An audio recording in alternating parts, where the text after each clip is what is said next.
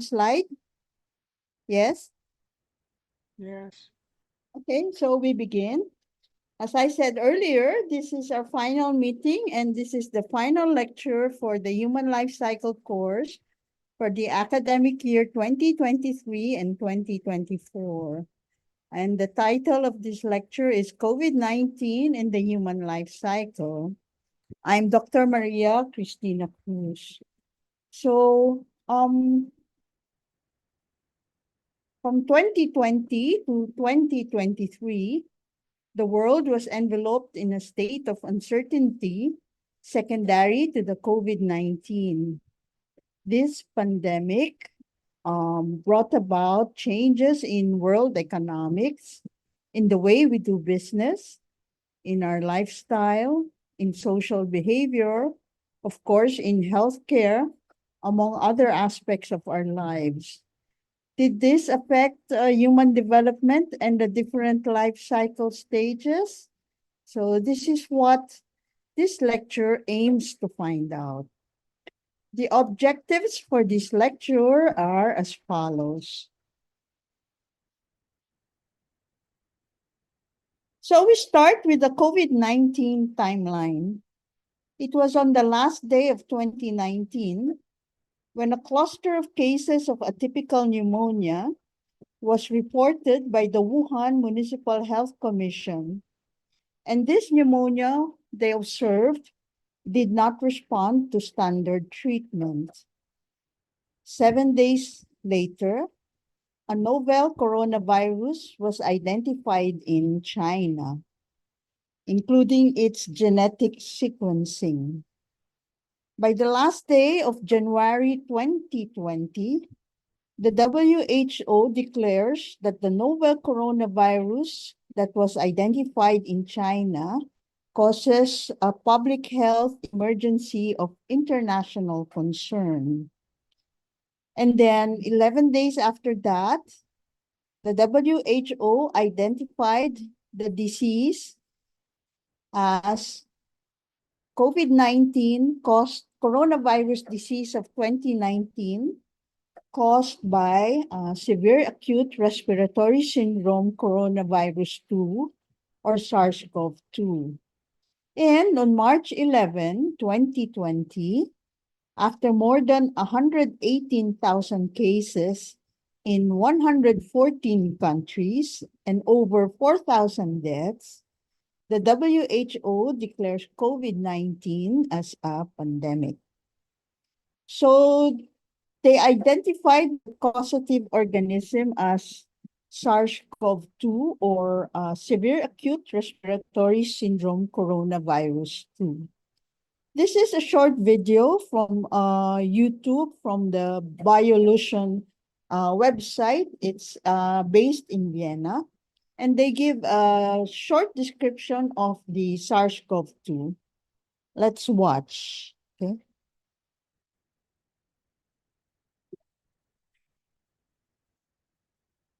The World Health Organization was informed of an outbreak of pneumonia of unknown cause detected in Wuhan, China, on the 31st of December 2019. Today we know that the infectious agent was a virus of the coronavirus family, which was named SARS-CoV-2, that causes a respiratory disease termed COVID-19.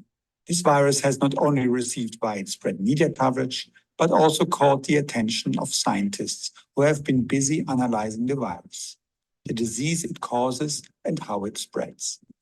There is already an enormous amount of information available about the virus, and that is why we thought to summarize some of the information in this video. First of all, what do we know about the virus? Coronaviruses receive their name from their appearance in electron micrographs, where the pronounced spike-like protrusions create the effect of a corona, Latin for crown. The genetic material inside the coronavirus is RNA, and the entire genome is almost 30,000 bases long, packed together with a nucleoprotein into the viral particle or virion. For the virus to replicate, however, it needs to insert its RNA into cells and hijack the cellular machinery to produce new viruses.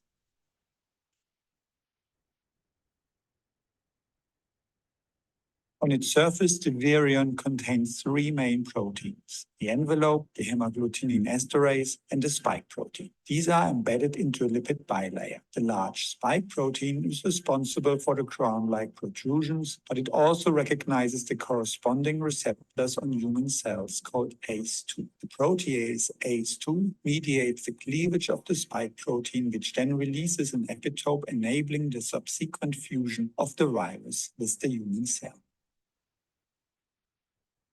Okay, so that was the short description of the SARS-CoV-2. So I believe there are some people who cannot enter. Len, can you please check with IT to give us more participants for this Zoom room? So viruses like the SARS-CoV-2 would change with time and circulation. We saw in this pandemic that the more they circulate, or as more people got infected, we had different variants and sublineages. The WHO labeled them as variants of concern. Some would be more infectious than others, causing difference in the severity of COVID-19 disease. So these are the variants that can be seen in this diagram. We started with an alpha variant, and then the last variant that was identified was the Omicron variant. Okay. So these variants would explain why over time, COVID-19 pandemic was described as occurring in waves, as can be seen in this chart. So the cases are represented by the gray wave. And fortunately, the deaths can be seen by this blue wave. So as can be seen from this figure, more people were infected with the Omicron variant, but more deaths occurred with the Delta variant. So to complete our timeline, it was just last year, May 5, 2023, when the WHO declares the end of COVID-19 as a pandemic. So this is from the WHO dashboard. As of March 17 of this year, almost 775 million cases of COVID-19 were reported. And the Philippines was responsible for 4.1 million of these cases. Over 7 million COVID-19 deaths were reported, and the Philippines accounting for almost 67,000 deaths. I introduced to you the Global Burden of Disease Study. This is a comprehensive worldwide epidemiological study that is under the Institute of Health Metrics and Evaluation of the University of Washington in the USA. It collects mortality and morbidity data from 204 countries and territories. It studies trends, and it began in the late 1990s up to the present, and aims to understand the different health challenges facing the world in the 21st century. So from the Global Burden of Disease Study of 2021, it shows that the life expectancy decreased by 1.6 years from 2019 to 2021. Mentioned in the study were places like Mexico City, Peru, and Bolivia, having the largest drop in life expectancy from 2019 to 2021. The drop in life expectancy was a reverse trend compared to the past years, wherein we would always say that the quality of life was improving and life expectancy was increasing with the years. So also from this Global Burden of Disease Study of 2021, Global deaths totaled 131 million from all causes. And they said that there was a total of 15.9 million COVID-19 deaths. So you can see here, there is a discrepancy. It almost doubled from the figures from the WHO dashboard, wherein they said it was just over 7 million. So why is the global burden of disease quoting a number as high as almost 16 million? There was excess mortality due to COVID-19. What is excess mortality? It is defined as deaths directly due to SARS-CoV-2 infection. So that is about 7 million plus, as stated by the WHO dashboard. And those indirectly due to other social, economic, or behavioral changes associated with the pandemic. Excess mortality rates exceeded 150 deaths per 100,000 population during at least 1 year of the pandemic in 80 countries and territories. But all is not lost. There were about 20 nations who had negative excess mortality rate in 2020 or 2021, indicating that COVID-19 did not have much of an effect on these nations. For adults worldwide, the COVID-19 pandemic has had a more profound impact than any event seen in half a century, including conflicts and natural disasters. This was stated by Dr. Austin Schumacher, who was part of the Global Burden of Disease study of 2021. Furthermore, Dr. Schumacher states that life expectancy declined in 84% of countries and territories during this pandemic, demonstrating the devastating potential impacts of novel pathogens like the SARS-CoV-2. So again, I flashed the numbers we obtained from the WHO dashboard. So aside from looking at the general figures for COVID-19, we also looked at disaggregated data. So what is disaggregated data? It is generalized data broken down into subcategories like gender, economic group, educational attainment, and the like. This aggregated data is helpful in making policies and suggestions. And when it comes to health matters, it can suggest a different approach to disease, different health protocols, or even different treatment plans. So the Global Health 50/50 is a private initiative that works towards gender equality in healthcare. During the years of COVID-19, they analyzed disaggregated COVID-19 data to have a better picture of the pandemic. So how would you interpret this figure? For every 10 female who would get COVID-19 tests, there were only 8 male who would get tests for COVID-19. As to the number of cases, it's just about equal. 10 females will be affected with COVID, and then there will also be 10 males who will be affected with COVID. As to hospitalizations, there will be more hospitalizations for the males, 12 against 10. And for ICU admissions, there will be for every 10 females with COVID-19 who were admitted at the ICU, there will be 17 male ICU admissions. So you can see that probably the more severe form of disease affects the males. And as to the deaths, for every 10 female deaths secondary to COVID-19, there would be 13 male deaths. secondary to COVID-19. So what about Philippine data?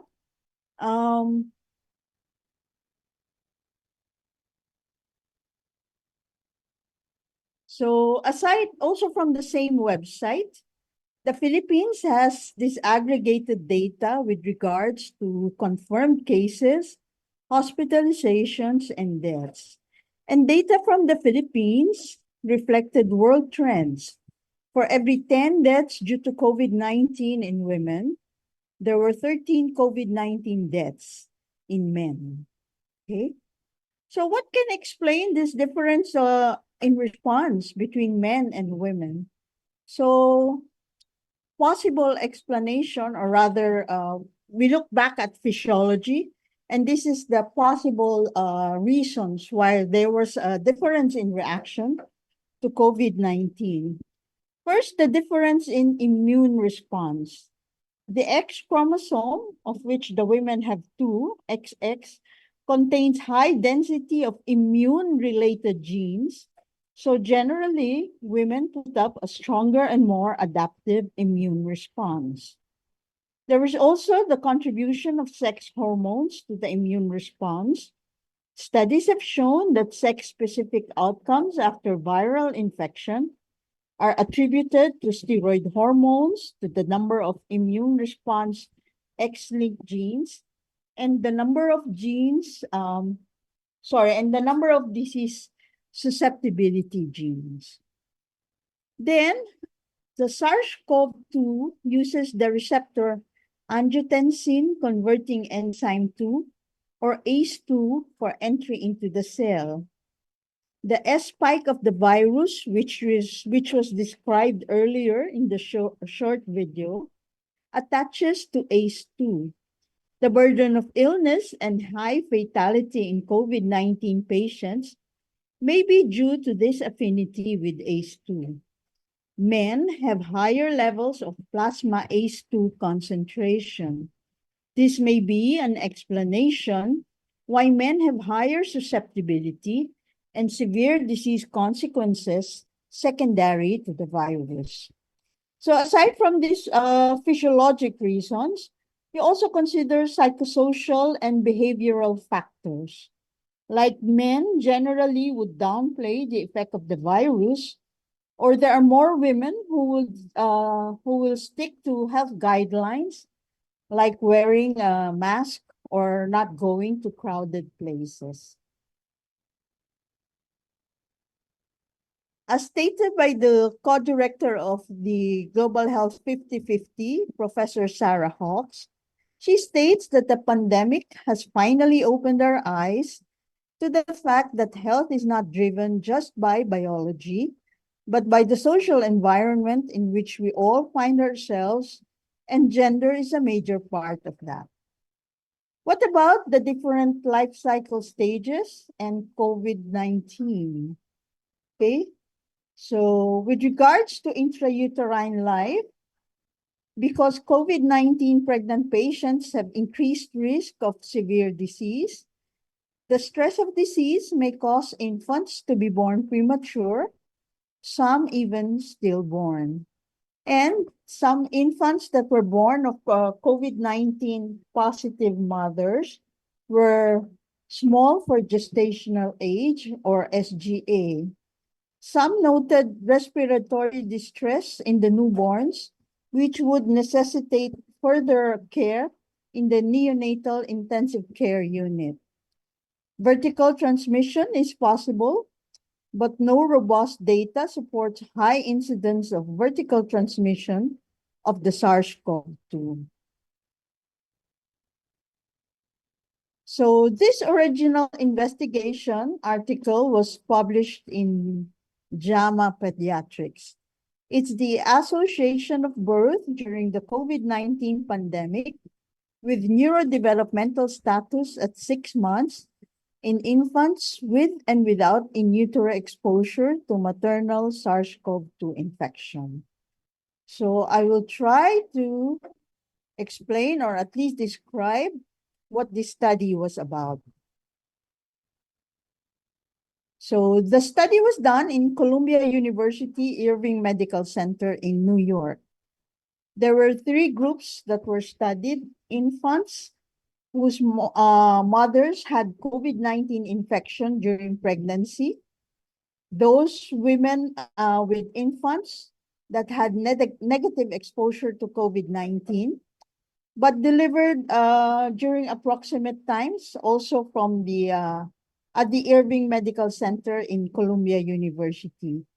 And for secondary analysis, there were those women and their infants and babies who were born before the pandemic. What they used was the ages and stages questionnaire. So this ASQ, or this questionnaire, would be based on the responses of the mothers or the caregivers. And it is a screening tool whereby mothers or those who care for infants assess the development of the infant. It aims at identifying possible developmental disabilities that may require earlier intervention. So the results were that no difference in neurodevelopment in babies born during the pandemic. So compared to babies born pre-pandemic, those born during the pandemic scored lower in developmental areas like communication, gross motor, fine motor, problem solving, and personal social. Infants in this age group would be rolling from back to their tummy. That's an example of gross motor development. They would be reaching or grasping a toy with both hands. That is fine motor development. And acting differently to strangers than to parents or familiar people. So that is social emotional development. So the findings from this study done at Columbia University was further explained by Dr. Claire McCarthy of the Harvard Health. During the first 3 years of life, brain development is crucial, and it also determines the baby's neurobiological development. The importance of interaction between the baby and the mother or the caregiver cannot be emphasized enough. We recall the earliest stage of Piaget's cognitive theory, the sensory motor stage. The baby would react to the environment through the reflexes, through touch, looking, listening, and sucking. In turn, the babies need to be touched, to be smiled at, or spoken to strengthen these interactions. It is termed as a serve and return interaction, which builds neural connections in the baby or in the young child's brain. During the pandemic, every family had its own stresses, and the quarantines and lockdowns, social distancing, and other health guidelines brought about less interaction between people, including babies. And babies would be seeing fewer faces because of masking. Like the older ones would be wearing a mask when they talk or when they interact with the baby.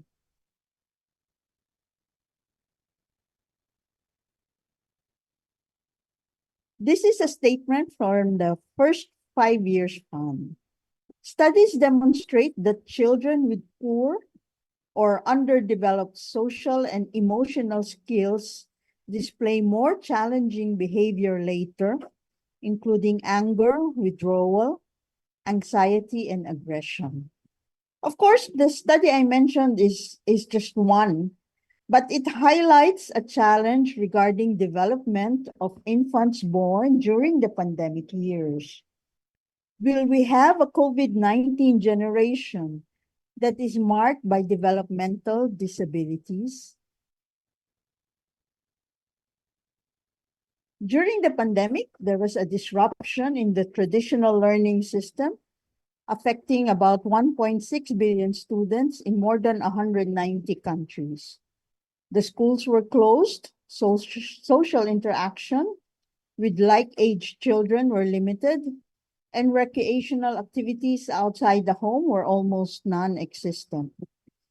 Parents, some of whom were working from home, were doing double duty as they also supported their children who were home educated through virtual learning. So how did these situations affect school-age children? We note that physical activity in children makes for better cognitive and socio-emotional outcomes. With the shift to virtual home-based learning, there was increased screen time for children. Increased screen time have been linked to poor sleep habits, increasing obesity, and mental stress. Also, during the pandemic, children had limited physical activity that may have translated to poor mental health outcomes. Studies showed that children with virtual or hybrid learning reported higher rates of anxiety, depression, and chronic health conditions like obesity compared to children receiving in-person instructions. What about the abrupt shift to virtual learning? It may also have affected the amount of information that should have been imparted to students. I saw in a news report, and this was from American News, about 1/3 of learning concepts were affected, or were not the 1/3 of the concepts was not imparted to the children. The abrupt shift also caused added stress to the children and the parents because they were confined in one place, and the family in general. This is an interesting correlation. COVID-19 and precocious puberty. I think the topic of puberty was introduced to you in the lecture on adolescence. Recall that puberty is the period wherein a boy or girl would develop sexual maturity. Generally, it ranges from 10 to 14 years for girls, and for boys, yes, it's later, 12 to 16 years. Central precocious puberty, or CPP, is the premature activation of the hypothalamic pituitary gonadal axis, resulting in the early development of secondary sexual characteristics. CPP classically occurs before the age of 8 years in girls and boys, 9 years. The etiology of CPP is governed by a complex interaction between genetic and environmental factors. So the rates of central precocious puberty have been documented to have been rising even before the COVID-19 pandemic. But during the COVID-19 pandemic, the incidence of CPP increased exponentially. And puberty would be completed or progresses faster. So instead of maybe 10 to 4 years, it will be about puberty will be completed in 2 to 3 years. And they noted that the CPP during the pandemic was more common in the girls than in boys. Oops, sorry. So, Prosperi and Chiarelli, in their review entitled Early and Precocious Puberty During COVID-19 Pandemic, presented this table as the possible causes of CPP during the pandemic. So there are the direct effects of the SARS-CoV-2. It can cause direct olfactory bulb inflammation. So what is that? What is the relation of the olfactory bulb inflammation to the hypothalamic pituitary gonadal axis? Well, both the olfactory bulb and GnRH neurons of the hypothalamus have the same embryonic origin. Also, evidences during autopsies of abnormal brain findings and viral viral spread were seen. Inflammatory cytokines would affect receptors that would increase GnRH secretions. Aside from this, aside from the possible direct effect of the SARS-CoV-2 infection, physical and psychological changes related to the pandemic were also brought about by lockdowns, social distancing measures, quarantines, and virtual learning. So generally, there was stress, fear, anxiety. Reduction of physical activity would result in increased body mass index, alterations in glucose and insulin metabolism, poor sleep quality, and so on and so forth. So what about COVID-19 and adolescents? The Save the Children Fund initiated a research on the hidden impact of COVID-19 on children's education. The study was implemented in 46 countries. They obtained over 31,000 responses, with over 13,000 responses from those aged 11 to 17 years or adolescents. 92% of them reported that their school was closed. So from the study of the Save the Children Fund, I highlight two of the results. With regards to perceptions of learning, about 84% of the children would feel that they were learning a little or nothing at all when they were not in school. Disruptions to education would affect children's well-being in addition to their formal learning. And the vast majority of children who stated that they do not go to school or whose schools were closed reported an increase in negative feelings. Other studies would point out the negative effects of COVID-19 on adolescents. There would be a variety of responses. There was worry, fear, sadness, anger, disillusionment, and so on. Anxiety would be displayed by the queries like, will I be okay? Will my parents be okay? Or will I ever see my friends again because of the school lockdown? There was the fear of illness, the fear of death, fear of the unknown. Sleep disturbances were reported, and this related to anxiety, depression, and the disruption of daily routine. Generally, adolescents would report a reduced life satisfaction. Young adults reported worsening relationships during the pandemic. Because of stay-at-home orders, it was a chance for the family or household members to reconnect. Social media became an avenue for connecting with friends. At the same time, it heightens feelings of isolation. There was disruption in employment, causing adults, especially middle adults, a degree of worry. Leisure activities were restricted, and it was not uncommon for people to talk about their mental health. Adults of all ages would report symptoms of anxiety and/or depression. As can be seen in this next figure, okay?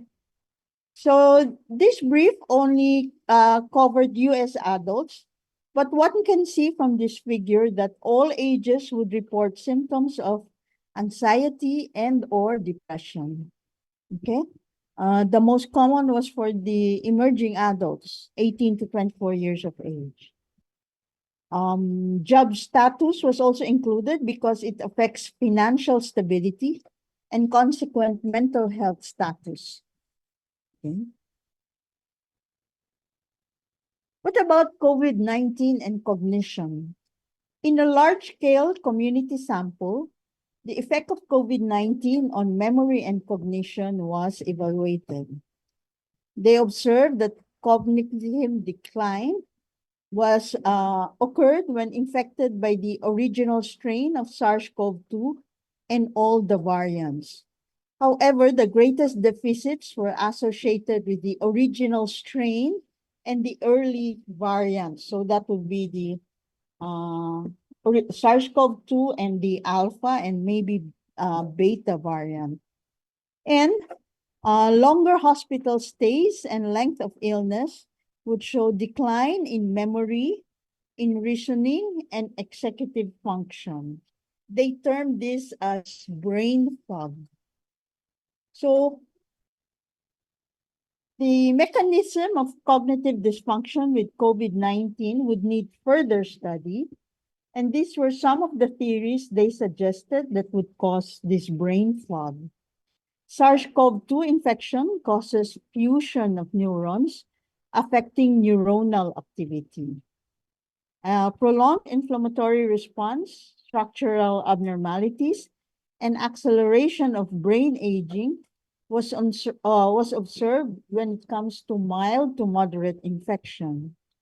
Autopsy of severe cases showed the presence of the virus in brain tissue. Among the different age groups, it was the older adults who were at risk of being infected by SARS-CoV-2. As people age, immunity wanes, and also comorbidities like diabetes add to the risk of infection. As a protective mechanism, social distancing and quarantine measures were implemented. However, these procedures had unintended consequences, and thus older adults were affected physically, mentally, socially, even financially by the pandemic. And based on the WHO figures, in 2020 and 2021, worldwide, 80% of people who died from COVID were over 60 years of age. At the start of the pandemic, because of the many unknowns, those afflicted with the disease were isolated and unfortunately died alone. Cremation was the suggested final disposition of the disease. And looking back, this raised moral conflicts for everyone involved: the family, the caregivers, the healthcare workers. And as we learned from the Death and Dying lecture, we can only hope that those whom we lost in the pandemic were emotionally prepared to face their mortality. And for those who were left behind, were they able to process their grief? Or maybe until now, there's still some grief involved because of deaths due to COVID-19. So it has been a year and a day since the WHO declared that the COVID-19 is no longer a public health emergency. It affected human development by a decrease seen in life expectancy and the increase in global deaths. Physically, we saw the effects of the disease. There would be respiratory symptoms, muscle aches, headaches, not to mention that there was an increase in the incidence of central precocious puberty. We have seen not only the effects of the disease, but the effects of the measures taken to control the spread of disease. Social distancing, lockdowns, and quarantines made us turn to social media to reconnect. And the irony of using social media was it brought about feelings of isolation. As showed in earlier slides, infants or young children born during the pandemic may have neurodevelopmental delays. Time will tell if these delays will improve, or are we going to have a COVID-19 generation that has a different set of developmental milestones? Cognition was affected, especially for those who experienced severe COVID-19 disease. If ever there was a silver lining to this pandemic, it was that people became more aware of mental health. Anxiety and depression symptoms were more talked about, lessening the stigma of mental and psychiatric illnesses. So to prepare for this lecture, these were the references I used.